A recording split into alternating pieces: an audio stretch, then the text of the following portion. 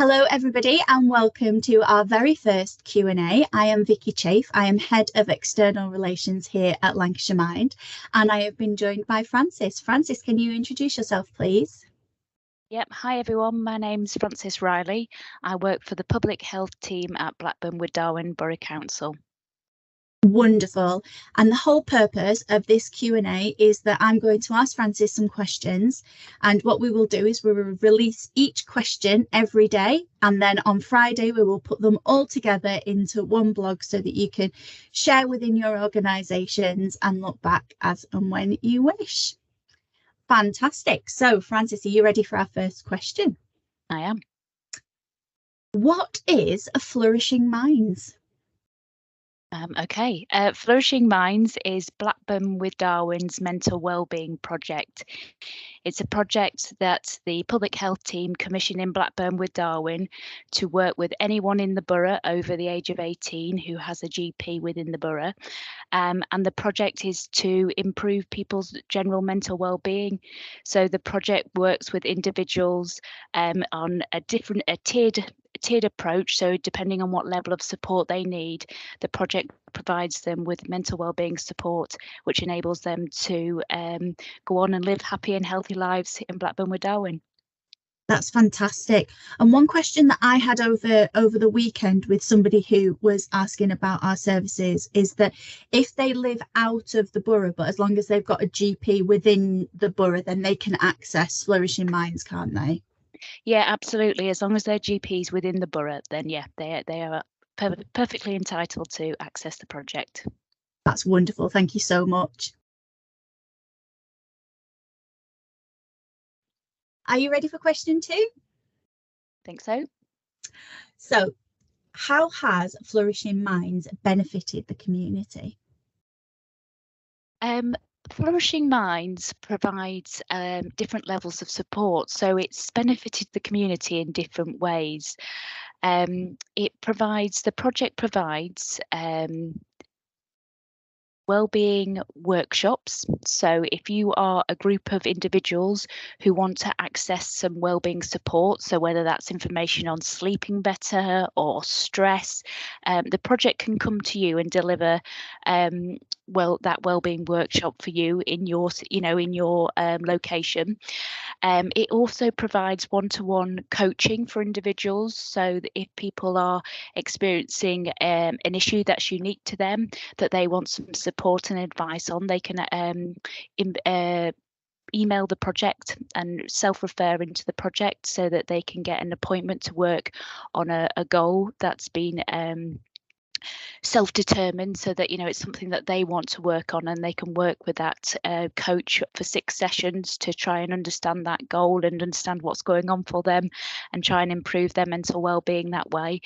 And then they can also do group coaching. So actually, if there's a number of people who've got a similar issue, the project can bring you together and you can undertake sessions as a group. So I guess when you ask me how the community has benefited, it's about that sort of building that resilience within our community, so that low-lying information, passing on of knowledge, so that people are able to support themselves. So it's not really prescriptive. It's about giving information and support so that people can better utilise them at points in their lives where they might be struggling and they might just want a bit more information or support to help them through a particular issue.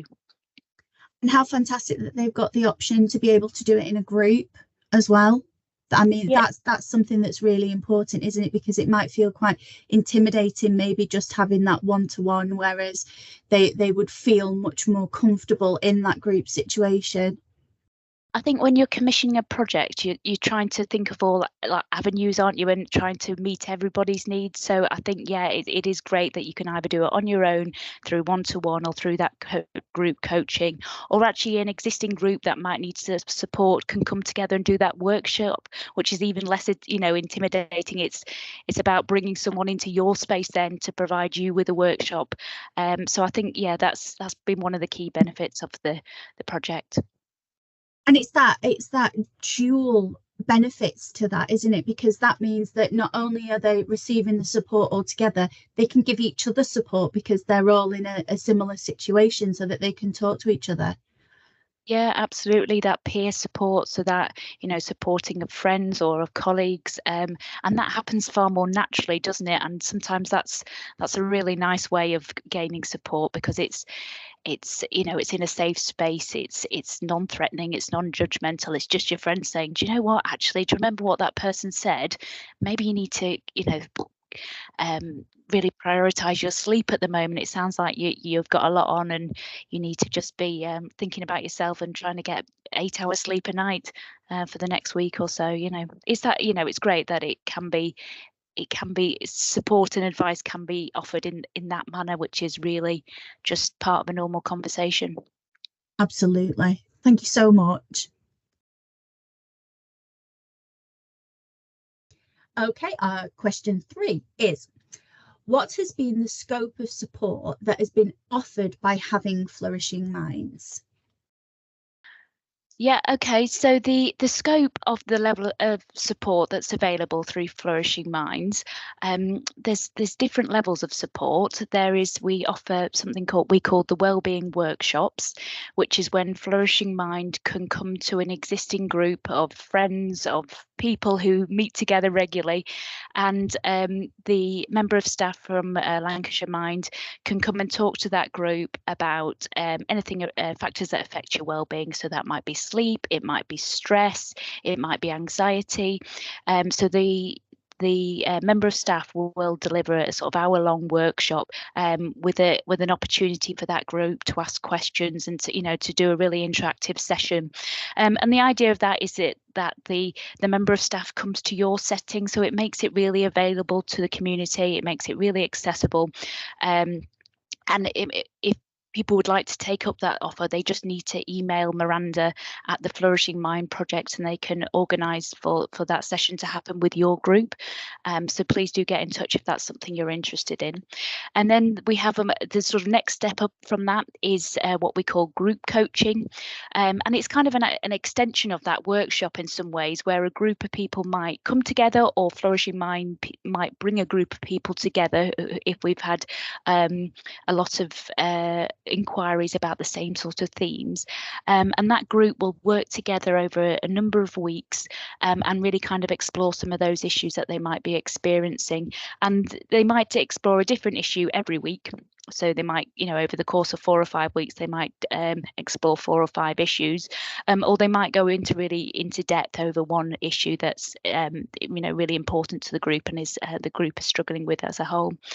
And then the next step up is to do one-to-one coaching with one of the Lancashire Mind coaches, and this is when an individual gets placed or matched with a coach, and they work together over a series of, I think it's 6 weeks. Well, it's 6 sessions, so it can be over sort of as much as 6 weeks, or you know, at whatever time period works for the individual. And the individual will think about some goals that they'd like to achieve through the one-to-one coaching, and the coach will work with them in order to achieve those goals over the sessions that they've got. So that there's a nice range of interventions or sessions that people can access through Flourishing Minds. I've really tried to think about what the community might need and what level of support might be needed at different times in order for people to get the most out of the project. And if I start off in one, say for example, if I'm in a community group and somebody from Lancashire Mind starts doing those sessions there, does that mean that I can't then go on to maybe having the group coaching or maybe the individual coaching? No, not at all. All sessions are available to everyone, so that if you started or you got to know about the project through a wellbeing workshop, for example, you could still go on and access the counselling, the coaching session, the one-to-one sessions. You could still go on and access those after the workshop. There would be no issue there. That's fantastic, because that's just going to help somebody maybe if they realize actually this is really for me and this is what I need some help and support with. They can have a much more focused experience afterwards, can't they? Yeah, and absolutely. And hopefully, the workshop might have broken down some of the barriers, they're worried, their anxieties about attending such a session and speaking to people in quite such an open and honest way.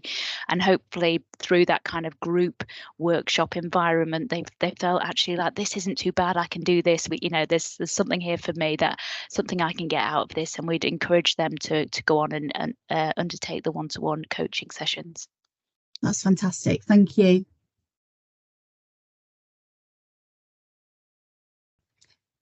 So our final question is, what advice would you give to any other councils that might want to start a Flourishing Minds project? My advice would be to do it. I think the benefits that we've seen, and the offer that we wanted to provide our community, was that really low-level intervention. It was that first step of getting help and support, and that's what Flourishing Mind has given us. It's given us almost an open access service that individuals and communities can access together. Through our range of our levels of different interventions. It's really been for us about building that resilience, building that confidence, that knowledge and understanding of mental well-being, of the factors that affect our mental well-being, and how individuals can, first of all, help themselves to keep themselves in a positive frame of mind and to keep a positive mental well-being, but also how they can support people in their lives, so friends and families and colleagues. We're providing that level of information where you'd be able to have a conversation with somebody else to support them as well as yourself, by undertaking some of the sessions that we deliver through the Flourishing Mind project. So I would tell other councils not to hesitate, I'd really recommend a mental wellbeing project within their portfolio. Absolutely, and it's a much more proactive approach as well, isn't it? So that you're trying to help people and support people much more proactively and less reactively, which tends to what happens with any kind of mental health conditions or supporting community in that way. Yeah, absolutely. We're trying to prevent that escalation of need. So we're trying to, as you sort of say, try and meet people in their own communities. So the idea of the Flourishing Mind coming to your community group to deliver a wellbeing workshop works really well at sort of identifying need, exploring it further with people, but also giving them enough information to kind of take control and maybe make changes in their life to try and improve their own mental wellbeing. Absolutely. Frances, thank you so much for joining us to do this Q&A. I found it absolutely fascinating. And what a fantastic project. So absolutely well done to Blackburn with Darwen for championing Flourishing Minds, and long may it continue. Yeah, thank you very much. Thank you so much for your time. Bye now. Bye.